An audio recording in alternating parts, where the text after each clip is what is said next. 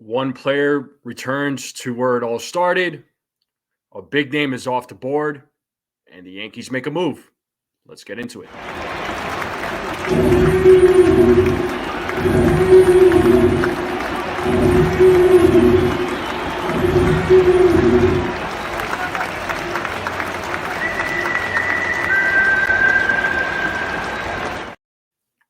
What is going on, everyone? Happy Friday to all of you. The weekend is here.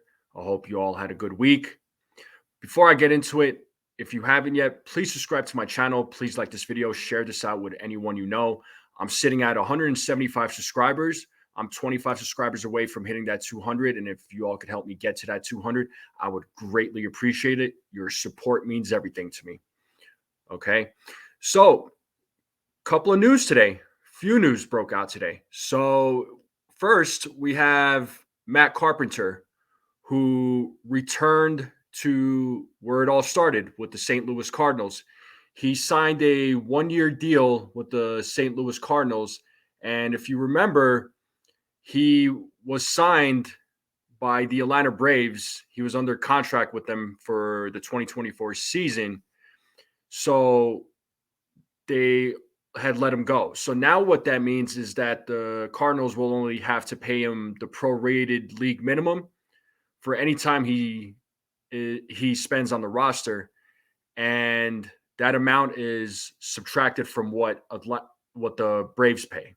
Okay, so with the Cardinals getting Matt Carpenter, their 40-man roster is now full. So Matt Carpenter started his career with with the Cardinals. He was drafted by them in 2009, played for them from 2011 to 2021. He played for the Yankees in 2022, played for the Padres in 2023, picked up by the Braves, released by the Braves, and now he's back with his where it all started with the St. Louis Cardinals. So good for him. Congratulations to him. Hopefully it all works out. He's 38 years old now. So, I'm just assuming here, I would imagine, he's probably playing. He could be playing his final year, and he may want to end it where it all started, so good for him. I'm a Matt Carpenter fan. I always thought he was a good player. And, when he played for the Yankees, he provided some spark to the team. So good luck to him. Hopefully everything goes well. So there was a big news that broke out today with closer Josh Hader. So he has come to an agreement with the Houston Astros for $95 million for 5 years. So that's $19 million AAV.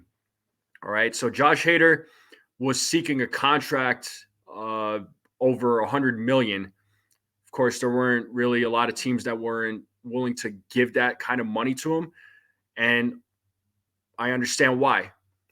Giving $20 million to a closer, it does seem like a lot of money. And it's not to take anything away from Josh Hader. I think I've always felt that he was a great pitcher. He's got some good stuff, throws a lot of fire, right? And the money that he was demanding, I understand. He's a great closer. He's an elite closer. I think he'll be a good fit for the Astros. So I thought maybe the Astros would have brought back Neris, but instead they spent a little bit of money, a little bit more money, should I say, to sign Josh Hader. And good for them.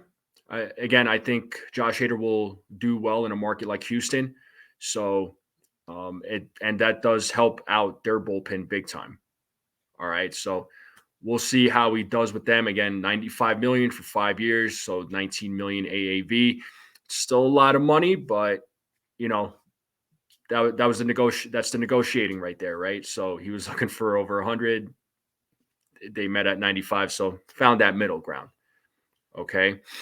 Now the Yankees made a move. Okay. So the Yankees actually claimed outfielder Diego Castillo off waivers from the Mets. And then they designated infielder Jeter Downs for assignment. All right. So they let go of an infielder and they picked up another infielder. Okay. But Castillo also plays the outfield too. All right. What does this mean? I would imagine if I'm the Yankees, you're probably trying to create a package. They have a lot of infielders as it is. So they have, as far as their 40-man roster goes, they're still sitting at 42. They haven't added Luke Weaver yet, right? So Luke Weaver was supposed to go to the physicals, and he was supposed to be added to the 40-man roster, but they need to still make some room for him.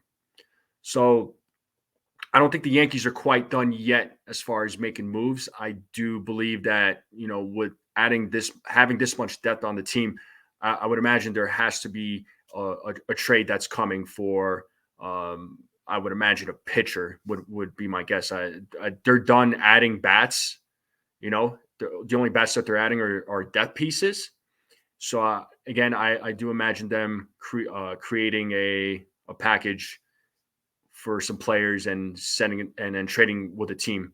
Who that is, I don't know, but there's been some teams that that were speculating. So like the Marlins, the Mariners, those are a couple of teams that come to mind. So we'll see what moves they decide to do. All right. So that's the news right now. I'm sure more news is going to come out. So slowly but surely. We're about less than a month away from spring training. So players need to, at least the free agent players need to start winding down to what teams they want to sign with. And teams are starting to organize their 40-man roster and just get ready for spring training. We'll see what other moves happen. And if other news comes out, I'll definitely let you know. So if you don't want to miss it, please subscribe to my channel. Please like this video. Share this out with anyone you know. I greatly appreciate your support, and I will see you all later.